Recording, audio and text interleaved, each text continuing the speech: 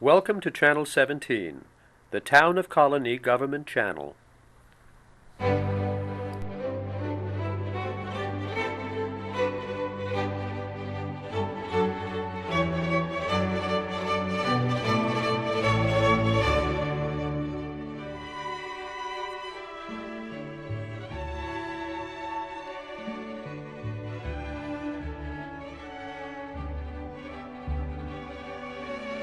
All right, everyone, thanks for coming once again. This is Steve's third time here, so he's always talking about the books he's reading on the radio, so I didn't even have to suggest anything to him. So you all know him. He's in court, he's on the radio, he's on TV, he's everywhere. Now he's here today. The book is called Game Change: Obama and the Clintons, McCain and Palin, and the Race of a Lifetime by, I don't have the two, there's two authors here. Oh, Mark Halperin and John Heillemann. So here's Steve Coffey to tell us all about it. Well, thanks. Thanks, Joe. Thank you. I see we have the young crowd here again. People in the office said, "Why do you do this?" I said, "Because I like it." How many people have actually read Game Change? Everybody's read? Okay. So I guess maybe it's my impressions. If you go, Joe, what do we go, an hour? What? As long as you want. And any questions if you have? I mean, it's people sometimes shout things out or tell me, you know, this guy's crazy. So I'm not giving a qualitative assessment of this book. Whether you like Obama or don't like Obama, whether you like McCain or not, really is somewhat academic. For those of you, well, most of us here, I can remember this. This book has a genesis, meaning that there was one book that started it all. If you remember what that book was. Everybody remember what that book was? The first one really of this kind to come out. This was in 1960. That was Theodore White's great book, The Making of the President in 1960. And that was the first book on political campaigns in America. It was a tremendous book, very well received. And it dovetails a little bit with this. If you remember the Kennedy-Nixon debates, and everybody remembers how on radio it was pretty even, on TV, Nixon got slaughtered. He had the beard. He was tired. Kennedy was cool and very, very calm. And what he did in reference in the book is there's a professor at Columbia called Marshall McLuhan. And Marshall McLuhan has a theory, that the medium is the message. And I've done this in courtrooms also. You can have terrible witnesses or tell a terrible story, but they tell it well. So what you're really paying attention to so much is not the message, but the person. And McLuhan's analysis was the reason why Kennedy did so much better on TV is because Kennedy was very cool. And TV is a cool medium. Radio is a hot medium. That's why Dean Martin, for example, did very well on TV. It's a very soft, very cool, very soothing medium. If you forward now 50 years later and you look at Obama, whether we like Obama or don't, it doesn't make a difference. Obama lends himself to this medium. Forgetting the healthcare field or the healthcare fiasco, whether it should have come in or not, and this book points this out. The one thing about Obama is he's always very cool. You never see him sweat. Never gets riled, never gets worried. He just relates. He and Kennedy, to that extent, then have a great deal in common because, they point this out, these authors, and people ask me sometimes, who's the authors of the book? I don't know about you. I remember a judge once told me, I don't know who writes these books. If I like them, fine. If they don't, who cares? It's like you hear a speaker, you know, go on for 15 minutes, and this person, if the speaker's boring, who the hell cares where he's from? So whoever these authors are, one's from Time. They have a tremendous amount of interviews. One, I think, is from New York Magazine. And the book is primarily Obama, reasonably, because he's the President of the United States. And this last election, if you think about it, was a tremendous phenomenon for two reasons, really. The first is a young African-American, highly educated editor of the Harvard Law Review. You know, they don't give that to an affirmative action. You become the editor of the Harvard Law Review, you've got to have a lot of brain power. The other phenomenon in the election was Palin, Sarah Palin. Now, it's true that in 1984, Geraldine Ferraro was nominated for vice president, but no one cared about her because that was the year that Reagan was going to win, and Mondale didn't have anything better to do, so he said, why don't I put a woman up and see what happens, and no one paid attention to her. Palin was much different. If you remember when Palin came to that convention, she galvanized that convention. And they talk about that in the book. The other thing they talk about on this book, which is pretty interesting, they trace going back with Clinton and with Obama. And their insights are very interesting. Now, one of the things that's really interesting, which has changed a lot, there is no censorship in the language. So when they're using the kinds of words that you can imagine they're using, it's right there in the book. You know, if you read Making the President 1960, 64, 68, you might get, oh, shucks, from John Kennedy. Well, I'm sure, you know, John Kennedy and Richard Nixon had a lot more to say than, oh, shucks. This book just lets it right out. You want to know what they're thinking? They'll tell you what they're thinking. The book starts off in Iowa. Starts off, and of course, the counterpoint to Obama, of course, is Hillary. And they go back, and he goes back in the interviews with Hillary and Bill, which is a fascinating relationship for a lot of reasons. They have a tremendous amount of money. And you know what really impressed me as I read this book is that no matter how many advisors you have, no matter how many think tanks, no matter how many people sit around the table and say, you've got to do this and you've got to do that, an awful lot of the time, they don't know they don't know the answer. Later they know. You know, it's like this financial crisis. Oh, I knew. But ask them now if they know. They don't know. And so they all sit around in a room, you know, and they're all talking to each other, and they're all telling her to do this and do that and everything else. And everybody's got the theory.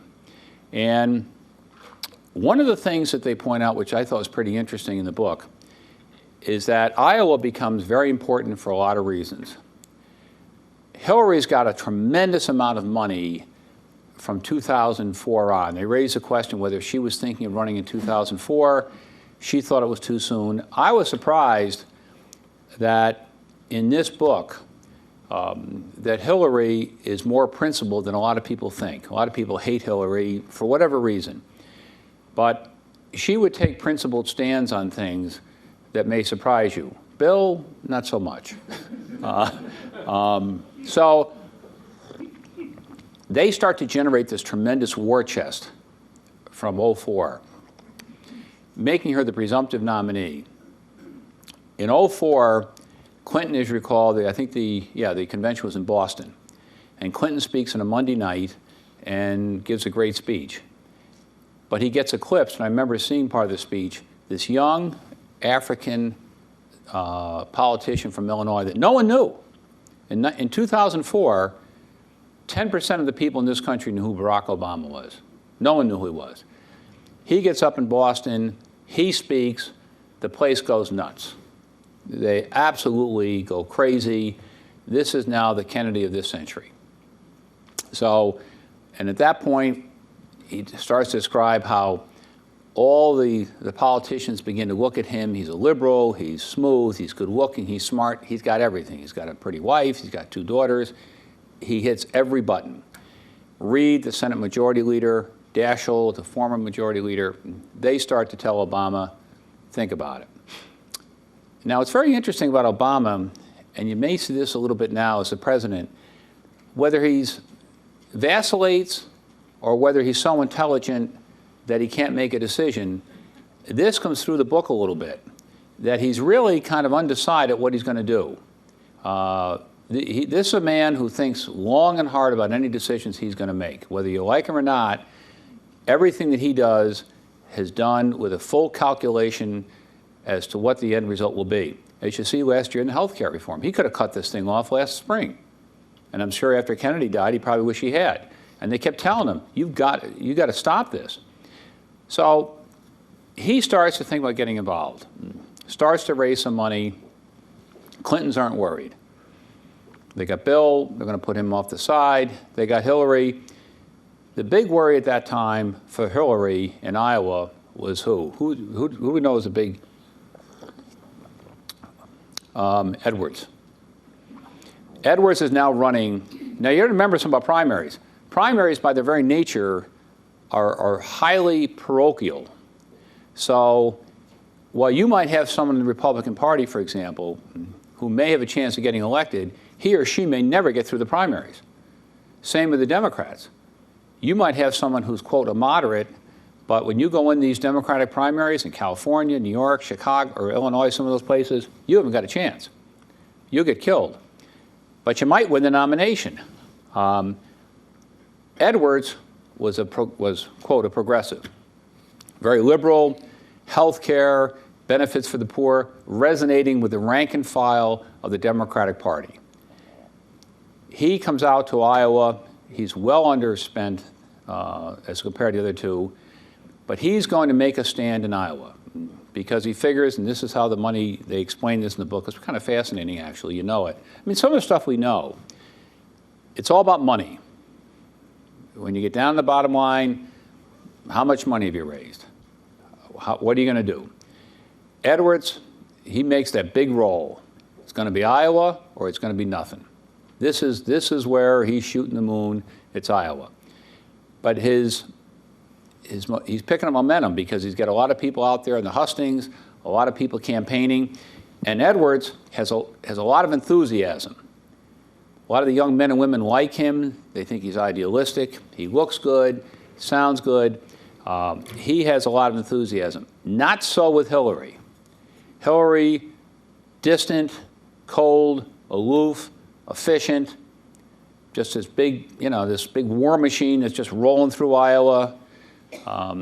She's out there, she's not engaging, she's not like Bill.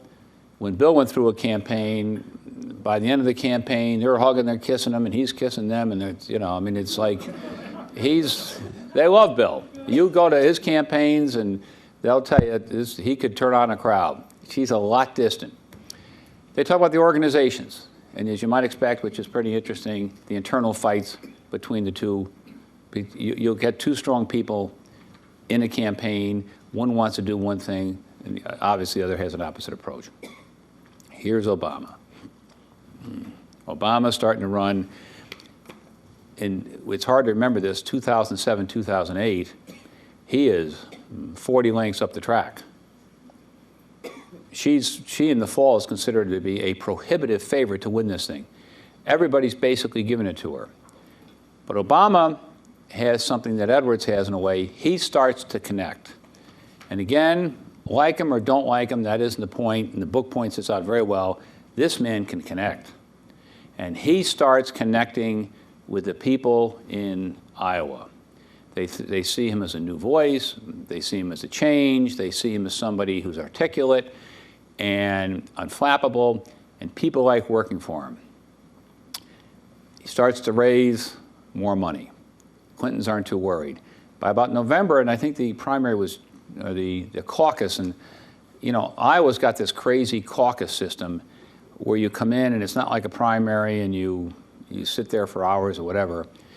And Clinton's got professional people. I mean, these are people that she's paying. She's got like $30 million in this race. Some of the top pros in the country. They start looking at Obama, and around December, they start to get a little worried. They say, wait a minute, he's starting to pick up momentum. He's not sure where he's going here. In other words, there's three major people, other people in the race, Kucinich and Biden, and it happens every year.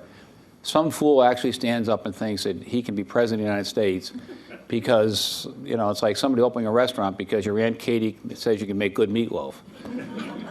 So Obama stands there, Biden and others think they can be president, and Dodd, and they don't have a prayer at being president. They're not going to get 10% of the vote on any, they couldn't get 10% of the vote in their backyard. But they go through these primaries, as you know, or through these debates and these endless debates. They ask the same questions, get the same answers. And it begins to be seen now more of a battle between Clinton and Obama. Edwards is in here. The race starts really ratcheting up. Obama thinks if I can do well, say come in second and run a strong second, it'll catapult me into the next primaries that are coming out in Nevada, Super Tuesday in January in New Hampshire. Clinton clearly thinks she's got a winner. Edwards is looking for a win, but if it doesn't happen to the win, he needs a close second because the perception becomes reality. By the end of the month in December, somebody comes to, there's like 120,000 people who voted in the caucus in 2004. They start getting the word, Clinton's camp, there's going to be a big turnout. Big, big turnout. I forget the name of the man. I forget, you forget all the names. It begins with a V, Vasark or something. He hears that there's going to be 250,000 votes in this caucus. He looks at it and says, it's impossible. I've done this for 20 years. No way they're getting this kind of turnout. Election night comes. It starts coming in. This is an enormous turnout. It turns out, in fact, that they do have 250,000. He looks at the vote and says, in a word that is more graphic in the book, tells Clinton, we're screwed. Because he knows, looking at this is going to be a disaster. Bill Clinton is sitting there at the couch. He's just kind of watching return 7 or 8 o'clock at election night. Terry McAuliffe, I think the former Democratic National Chairman, walks in, and Clinton says to him, hey, Terry, you want a beer? How's it going? He says, how's it going? We're going to get killed. He says, what are you talking about? Clintons never saw this. Clinton comes flying out of the couch and says, what are you talking about? Obama wins by 7 percentage points. Huge, huge victory. Edwards comes in a distant second. She runs, I think, third. She gets killed. And of course, now you had the recriminations. It was your fault. Why didn't you do anything? You didn't do this, you didn't do that. But she's got other problems. She's got major problems. What's the big problem? Money. Now, she has spent a ton of money in Iowa. And near the end, when she knew she was in trouble, she's coming out to Iowa, but they're not relating to her. Now, of course, why didn't you come out earlier? Why didn't we do this? And now, into this mix comes, of course, the big gorilla, the 10,000 elephant in the room, Bill. They've put Bill in a box. They didn't want Bill. You can't have Bill. Hillary's going to have to run this thing. He'll help out. But the one thing that they misunderstand, and it turns out, and this book is very good about this, probably the shrewdest politician in the country really is, if not the, but certainly one of the 2 or 3 is Clinton, Bill. This is a man, you can hate him, but this guy can read an election. And he's watching Obama. I don't know if you remember the old Rocky movie. In the first movie, when Apollo Creed's boxing and everything else, and they got Rocky on TV, and of course, it's about Ali. And one of the advisors says to Creed, hey, you ought to look at this. He's just some white fighter, because of that black-white thing. And no, this guy looks like he could be kind of tough. Bill Clinton, by 2005, 2006, is looking at Obama, and he's saying to himself, this guy could be trouble. He sees it. He knows it. He's instinctive. He knows how he's relating to people. The campaign is telling Clinton, just, sit down and shut up. We'll take care of it. So now she loses. And I'll never forget this. And there is a legitimate statement to be made about the press. Fox is conservative, MSNBC, liberals, if you want to use those phrases. I remember watching the night that the Iowa caucus was announced. I don't know if Russert was still alive then or not. I can't remember. But I remember watching Chris Matthews. And he's practically having an orgasm talking about Obama. I mean, he and the people in there, they are going crazy. This is tremendous. This is a new voice. I remember talking to my wife saying they have lost so, whatever objectivity they claim to have, you look at that, they were humping for Obama that night. It was unbelievable. And at that point, you knew that this was the Pied Piper of the American press. It's what it was. Obviously, the conservatives were going to come after him, although they were delighted to see Hillary get knocked off. But now he's really taken off. And of course, when she has less money, he's got more. he starts generating a tremendous war chest. Edwards is in big trouble. And what's funny is we don't know at the time what's going on. Edwards begins to angle for the vice presidency. Calls Obama, has his people call, said, hey, how about if I'm the vice president? And I don't think so. Then later he wants to be the attorney general. And finally, Daschle, the former majority leader, he says, listen, John, pretty soon you're going to want to be the ambassador to Ethiopia. I mean, you know, you're not getting it. So behind the scenes, he's out claiming he's running hard, but he now knows he's tanked. And this book doesn't change anything. At that point, it's a two-person race. It's Clinton and it's Obama. Now, one of the things they don't talk about in this book, and it's funny they mention this about Iowa, and this is a quote, losing always tests a politician composure and grace. Hillary had never lost before, and she found little of either trait at her disposal. And these are her people telling you that. She was not taking it well. And this is part of her personality. She got very aggressive, got very assertive, called Obama and says, congratulations, goodbye. Now you've got chaos inside that organization. You got people inside, what are we going to do? She's heading to New Hampshire. You got Bill saying, you know what, remember those old tag teams, let me in this thing. They go to New Hampshire, and I don't know how many of you recall this, she actually, I think, wins Nevada after this. Wins Nevada after New Hampshire. New Hampshire becomes the big race for her. I remember at the time thinking, she loses New Hampshire, she's gone. She's done. The second race, it's all over. New Hampshire actually is a great state for her, as it turns out, because Bill is a god up there. He campaigned in '92. He went, you know, he was somebody, when he campaigned, Bill campaigned in diners, in bowling alleys, supermarkets. I mean, he was someone at 5 in the morning, he'd sit there and have a cup of coffee. Hi, I'm Bill Clinton. What can I do for you? So New Hampshire became a key state for her. If you remember, that's the state she started crying. Said, I fought hard here. And then it became a big thing. Men saying, oh, there it is. We're going to have a woman we're going to have a president who's crying. Women started feeling, listen, what's wrong with crying?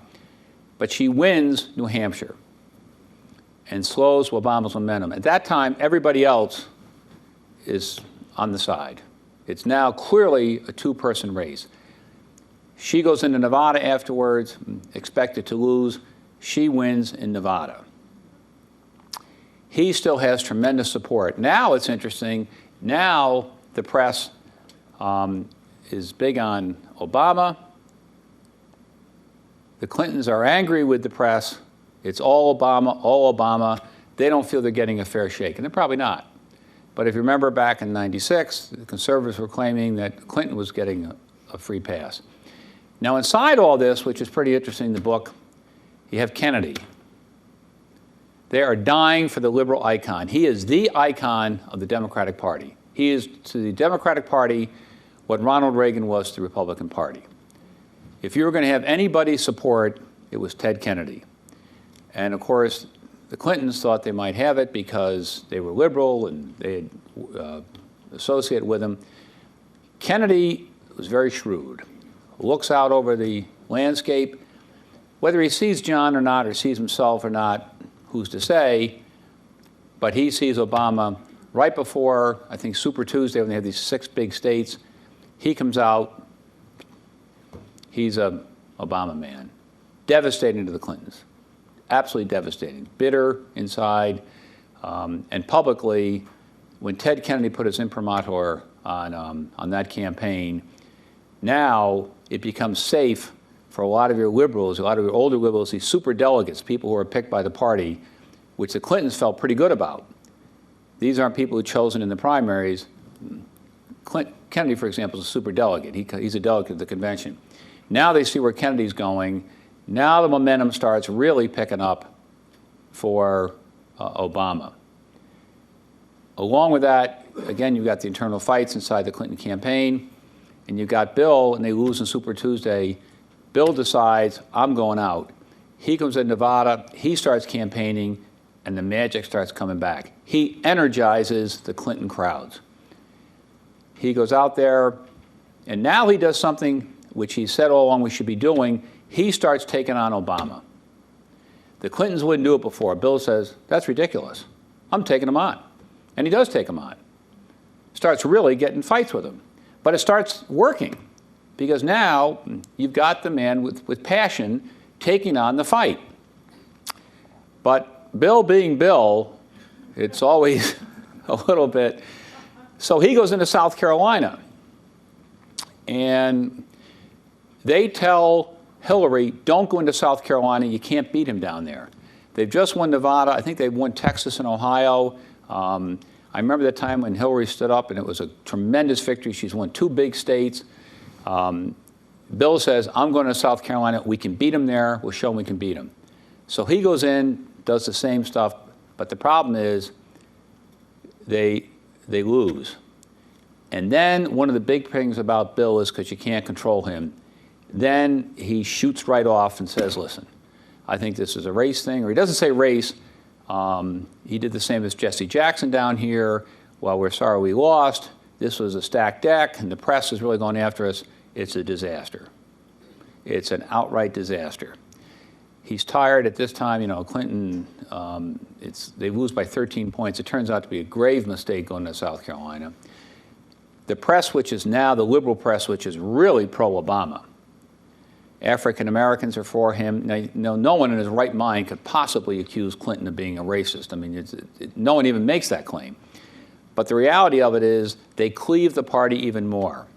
So now you got Bill out there as a wild man. She now can't control him. You got fights inside the party. This is March. Pennsylvania's coming up.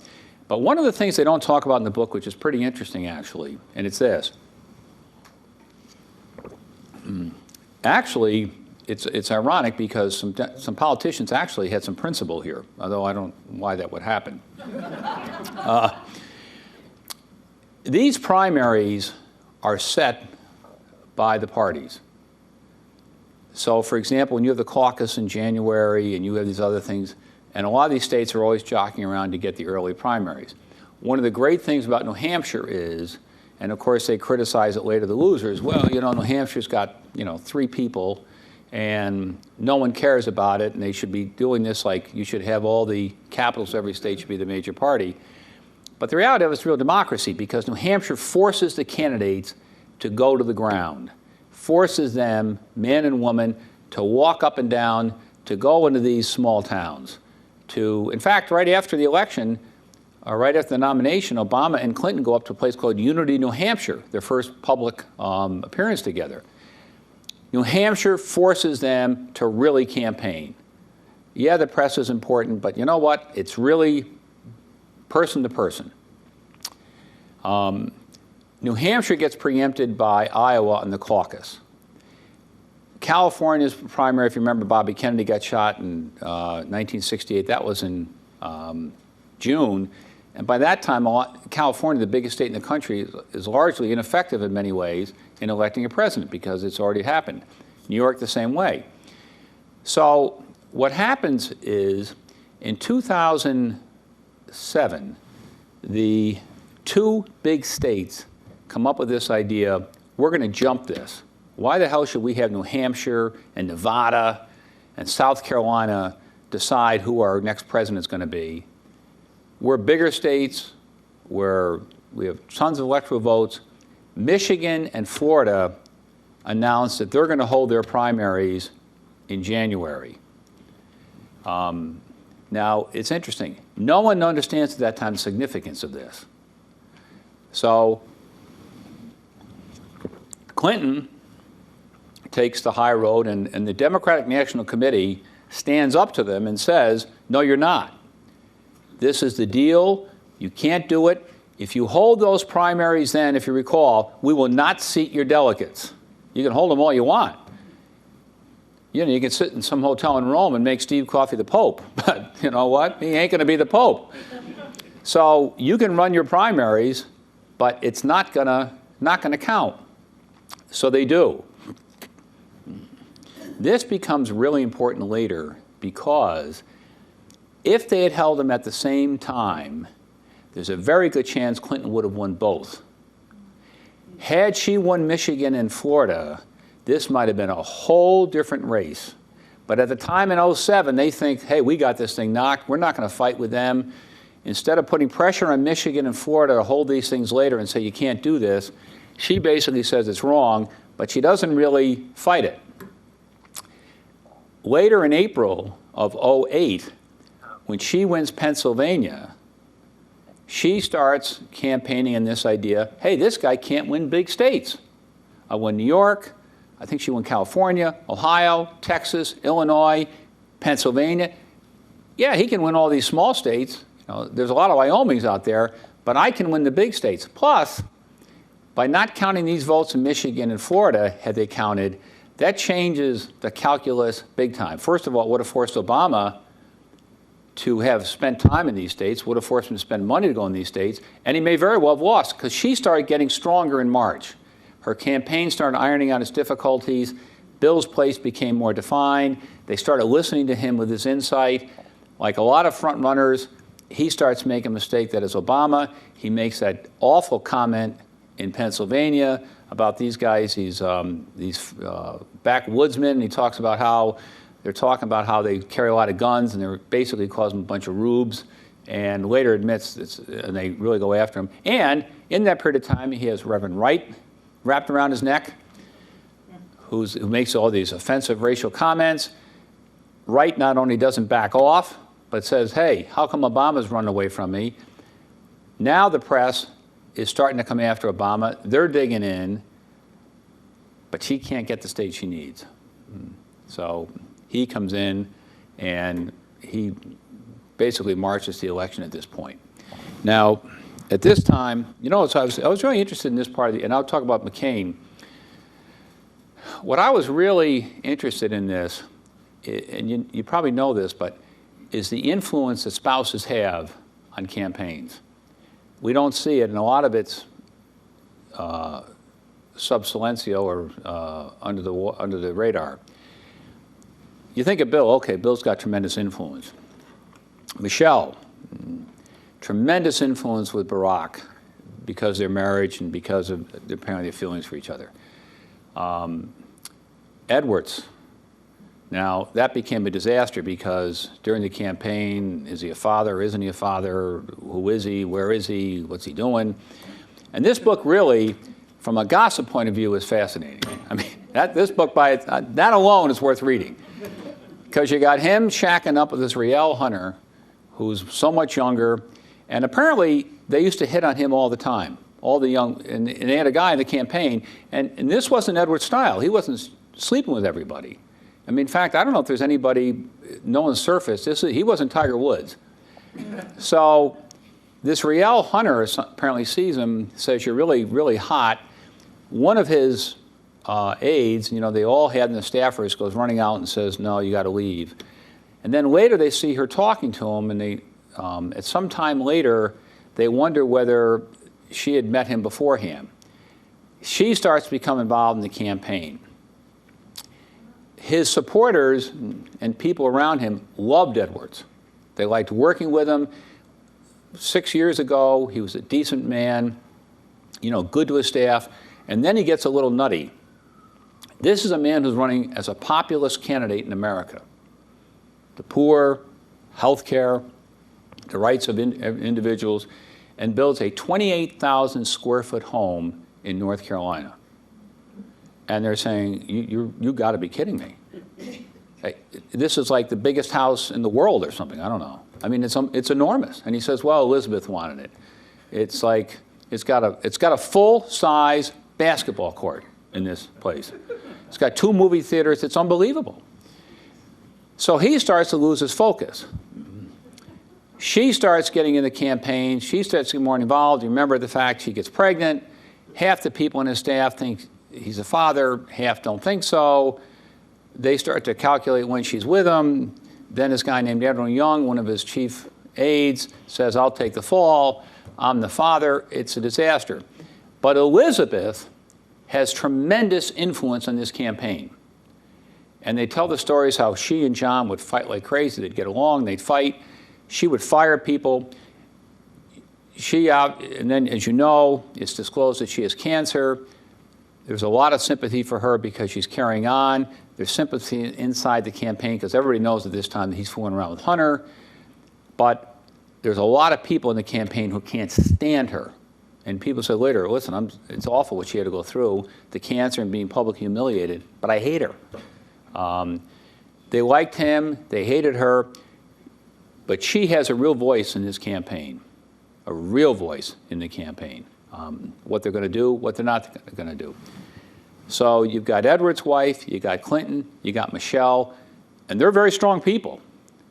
This idea that a lot of these first spouses are wallflowers is a myth. You go back to Barbara Bush and Nancy Reagan, Rosalind Carter, Pat Nixon, not Jackie so much because Jack wasn't around a lot, but so that's one of the interesting things about the book, about how you see all these advisors coming in and how even if they're not getting along, like Bill and Hillary, there's two things were pretty interesting. The New York Times came out with a big article that they killed the Clinton campaign. It came out, but they really, as they said, was very elliptical. That Bill was still fooling around. And they had all kinds of information. And while a lot of people recognized that what Bill and Hillary had was nothing but a sham, Bill really had tremendous respect for Hillary, both as a person and her intelligence and so forth. And she had the same for him. It's just that that's the way it was. Now, let's talk about the Republicans for a moment, because that's how they break the book up. The authors then go talk about McCain. And of course, we all know about McCain's independence, and we know about his, the feisty spirit he had, very likable back in '04. And they allude to the fact in 2000, if you remember, when he was taken out by Bush, especially in South Carolina, it became a real source of bitterness, where Bush gave they took him out on a religious issue down in South Carolina. And there's also a story bubbling at the time about whether McCain is fooling around. That gets no traction.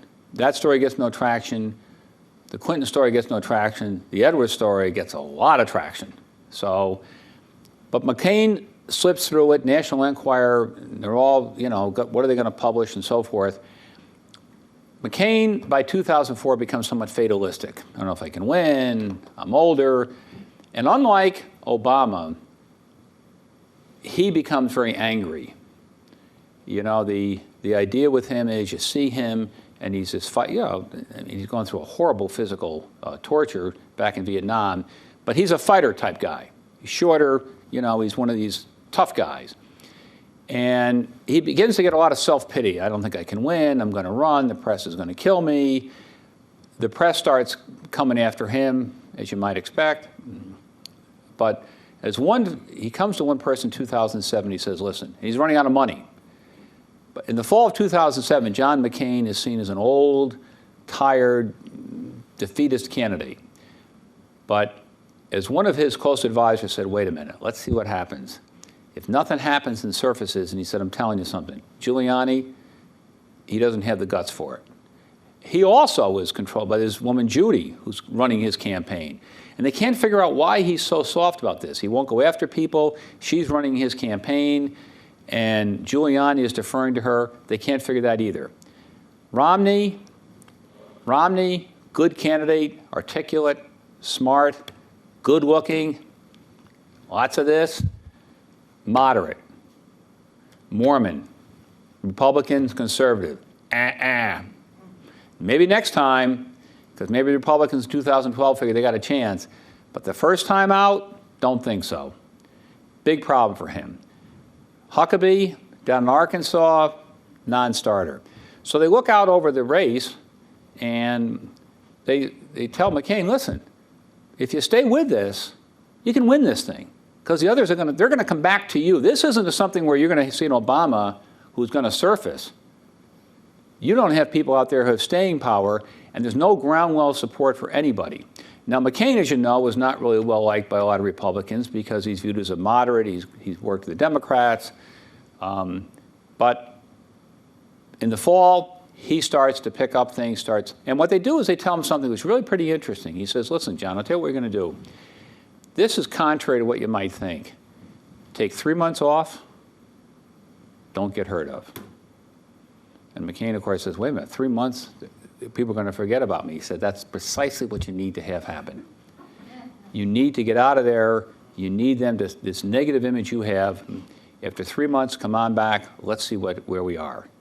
If you're still viable after that period of time, you're going to win this thing. And these are the pros telling it. He does that. Time goes by. They come back. And sure enough, McCain, in the fall of 2007, is becoming a real deal. Romney is not well accepted. Giuliani banks everything on Florida. He loses in Florida in the Republican primary, gets killed in Florida. Huckabee is going nowhere. I don't know if there's anybody else. I'm trying to think if there's a fourth person. But they come to Iowa, and it's pretty well, at that time, pretty well, we look back, John McCain after Iowa was going to be the Republican nominee for president. That's the way it's going to be. There's just no question about it. Now, his wife Cindy also has a real influence, and they also fight. And they scream at each other, and they yell at each other, and and they don't know the staff. What are we going to do about this possible girlfriend he's got in Washington? Because that's always a problem. You're saying, I got the wife, I got the girlfriend. What do I got here? And you're wondering with the suite, how many can we lock the door? And John says, no, it's okay. And okay, because one thing you're saying to him is, they got anything on you? I don't care what you're doing. The National Enquirer, remember they got Edwards a couple of years ago down in the basement, and he gets off the elevator and he runs down the hall. And so anyway, McCain's the man. Now, come through the fall or through the spring, who's going to be the vice presidents? Obama looks around. Is Hillary going to be the VP? Big issues. Should she take it? Won't she take it? Obama actually likes and respects her, but he needs someone in the party who's older. So he goes to Biden. And I remember I was in Chicago listening to Biden's acceptance speech, and Biden has what he calls his trademark he won't change. He said, listen, there's two things I won't do. I don't wear hats and I don't kiss babies. And I'm going to stay Joe Biden, okay? Which is another problem because Joe Biden being Joe Biden can be a problem because he can be a little loose.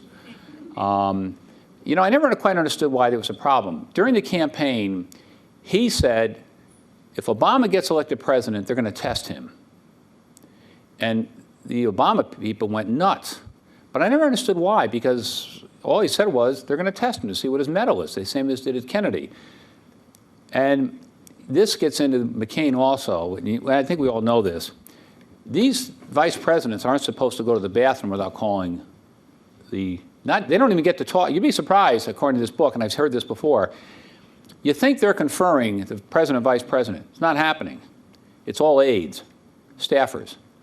Like Palin trying to get hold of McCain. Don't think so. Talk to me. I'll talk to him. We'll get back to your people, our people, at lunch people, who knows. And that's what happens. When Biden makes this big mistake, he doesn't reach out to Obama. He's already the vice presidential nominee. And Obama's really mad at him till finally Biden picks up the phone and gets through and talks to him personally. But Biden gets nominated, as you know. He's got that presence. The conservatives hate Biden, of course. Now the Republican convention comes up. And probably a lot of people know this. What's McCain going to do? He's in trouble. He knows he's in trouble. He's not a fool. He's looking out there. Look, the press loves Obama. He's young. He's articulate. He's looking at all these states that, the same as Mondale did in '84, he's seeing Illinois, New York, California, maybe not Texas, Michigan, Pennsylvania. He can roll off that list. There's 7, 8 states right off the bat. He knows, unless he does something, they're in Obama's column. He's got to hold his base. People sometimes wonder why Bush took, in '88, who was the vice? Quayle. Because you say, Quayle's wife was actually very intelligent. but her roommate wasn't. But that was the base. The conservatives come to him and said, guess what? We want one of ours there, okay? So they put on Quayle. If you remember, McCain in 2008 has got a big problem. The Republicans are threatening to walk out of the party. Limbaugh and his crowd are screaming and yelling. They don't like McCain. They're knocking him. They hate Obama, but they don't like him. He can't energize the base. They can't mention his name without saying, isn't this terrible? We don't have Ronald Reagan anymore, and George Bush. By this time, George Bush, of course, is Jr., is totally repudiated. Then you have the financial crisis on top of that. He's got to do something. They vet all the, all the candidates. Steve, Joe, Tom, Dick, Harry, man, woman, black, white, Martian, whatever. It's like a Dunkin' Donuts. Till finally someone comes up with the idea, which is really well done in this book, how about Sarah Palin? And you can imagine the reaction, who? And who the hell is Sarah Palin? Well, they say, take a look. I mean, she's gorgeous. And she connects. Like her or not, she's like Obama. This is a woman, as they point out in the book, when she gives this speech at the convention, it is electrifying. You could hate her personally, but boy, you can't forget what she did at that convention. She walks out in a half an hour. It goes nuts. Not only that, the teleprompter breaks when she's giving her convention speech. Not a problem. Not a problem. The problem they have is they're putting her in there with only about maybe a couple of weeks, not a lot. No one's ever really checked her record. They just see this hot woman from Alaska coming down who can talk. They're looking at all these tired white men, and they're saying, listen, this is what we need. They put her out there. She's a nominee. He meets with her. What do you think? You're my girl. There she goes. She walks out on that stage, and the Republicans go nuts. They go wild. Limbaugh, Levin, Hannity, it's like this is the new Jesus. And she is like, holy Moses. And that goes on for about a month or 6 weeks. Now, it really depends on your state of mind here. If you're the Democrats, you say, listen, she's an empty suit of clothes. Charismatic, not smart. The Republicans, you look at the Tea Party today, she is the energy of this party. She is by far the most, well, Hillary, but the most polarizing figure of that campaign. Republican people think she's terrific. The Democrats, not so good. But she's not prepared. And I'm not saying that. I'm not giving an opinion. Her own people, as you know, you've seen these things. The McCain people are going crazy. They say she won't spend time reading things. They said that she's out spending money on clothes. She comes into these speeches. She wants to go off on her own. They're telling her, you're not going off on your own. Now the Democrats and of course the media are starting to cut into her. They say, well, everybody. I think Obama got, in many ways, a free pass. They did not come after Obama the way they went after other people. Now, if Bill had started earlier, who knows? But Obama really got a real soft landing in a lot of different places. She was not. Now, Hillary didn't. There's no way anybody can say Hillary got a free pass, whether you like, again, even on your point of view. McCain didn't. And she didn't. But she'd never been in national politics. And boy, when you go into national politics, you've just jumped into a tank of barracudas, because all they want to do is devour you. And that's exactly what they start doing. And then they come up with the idea, listen, we got to put her on. We got to go public with her. We got to do an interview with her. So we'll have an interview with her. Who are we going to do it with? Ms. America, Katie Couric. I mean, who could be nicer than Katie Couric? Katie's sitting there, and how you doing, Sarah, and how you doing, Katie, and everything else. It's a disaster. It's a disaster. What books do you read? I think Africa's a state. Russia's right next door to us. Yeah, I think it's a good country. I mean, and they're sitting there, and the McCain people are going, oh my God. It's awful. Now, the Republicans claim later, it's the Democratic media, but the reality of it is, even she admits this, she is really, it's not good. And on Saturday Night Live, Tina Fey, every Saturday night, is having a field day with her. But now the McCain people, of course, are getting buyer's remorse. Gee, you know, she's not hanging in there. The Democrats are coming after her. McCain publicly claims that he's happy with her. But the perception becomes, for moderate Americas, independent Americas, that she's just not up to the job. She's not that smart. That's the perception. Whether it's true or not, make up your own mind. But now it's October. Now she's in trouble. Then what happens, McCain also makes a big mistake. My own view of it is this campaign was over in October anyway. It didn't make a difference. Obama was going to be the president of the United States. You know, you write these books and they make it kind of mysterious what was going to happen. But the big financial crisis occurs. McCain cuts his campaign. I'm going to Washington to solve the budget crisis. And they come in the room with Bush, the president, who by this time is just like, get me out of here. Just get me on that plane to Austin and goodbye. You guys fix it. Obama shows up there in the room. Obama is not going to get trapped. Everyone in the room is really impressed with him. They said he knows what he's doing. McCain comes in after stopping his campaign, has no plan to solve this. They're going, John, you stopped the campaign, and now Obama really traps him. He says, listen, we stopped the campaign. McCain says he's got a plan. Where's his plan? Where's the plan? There is no plan.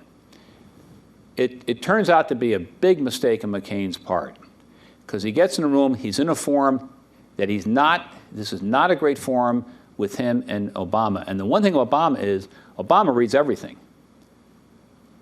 He really gets prepared.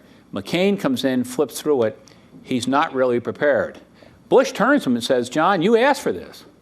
What do you want to do here?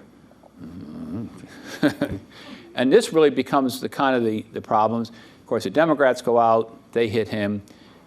The debates become a neutral. Debates, unless you really do poorly, as this book points out, if you do neutral, all Obama has to do in the debates is break even. It's all he's got to do, as long as he doesn't do something stupid. The book is also pretty interesting about the vice presidential debate. What are you going to do with Biden and Palin?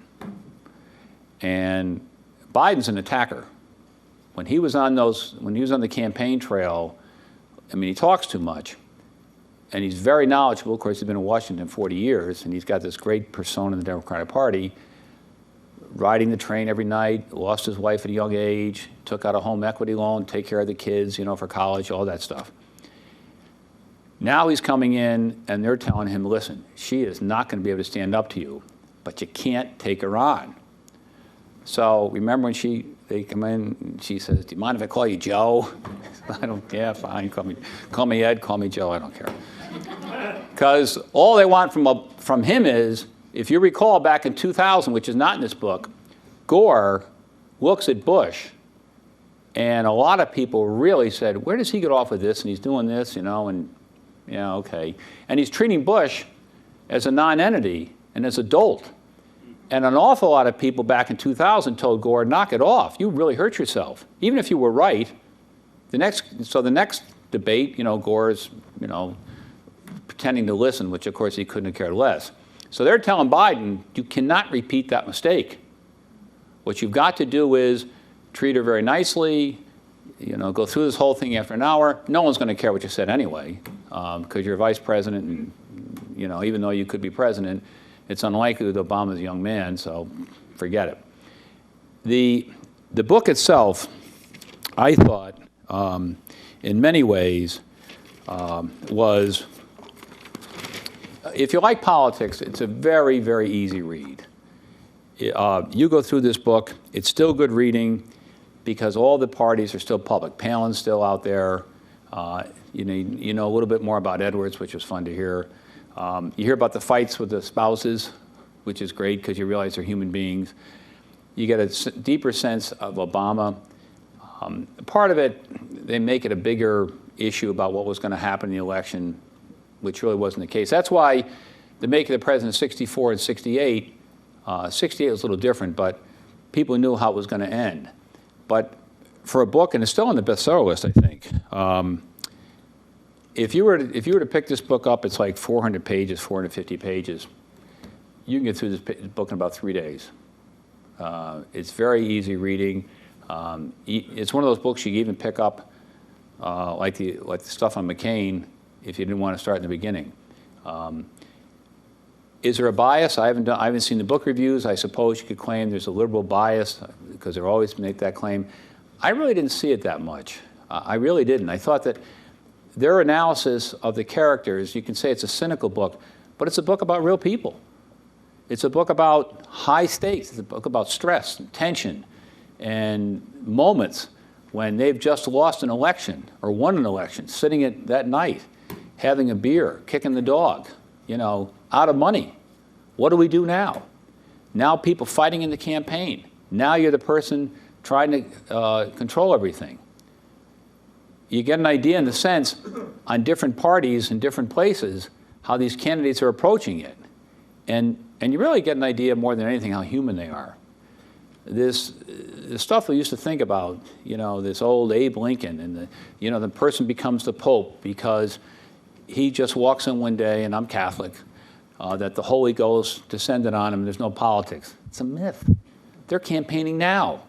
Benedict is 83, 84. There's men out there, they can't wait till he kicks because they're human.